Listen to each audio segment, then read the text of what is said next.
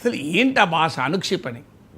భారతదేశ అత్యున్నత న్యాయ వ్యవస్థ పట్ల భారత ఉపరాష్ట్రపతికి ఉండాల్సిన గౌరవం అది. ఒక అనుక్షిపణిని సుప్రీంకోర్టు ప్రయోగించింది అనొచ్చా? అంటే అనుక్షిపణి ఏం చేస్తుంది? సర్వనాశనం చేస్తుంది, విధ్వంసం చేస్తుంది. అంటే దేశ ఉపరాష్ట్రపతి ఏమంటున్నాడు? భారత సుప్రీంకోర్టు విధ్వంసం చేస్తుంది అంటున్నాడు. ఇది కంటెంప్ట్ ఆఫ్ కోర్టు కాదా? కంటెంప్ట్ ఆఫ్ కోర్టు చదవండి.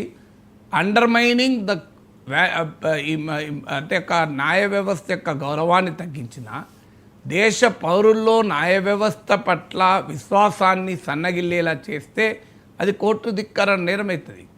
భారత ఉపరాష్ట్రపతి పైన ఇమ్మీడియట్గా కంటెంప్ట్ ఆఫ్ కోర్టు కేసేయాలి. Is a lawyer personally.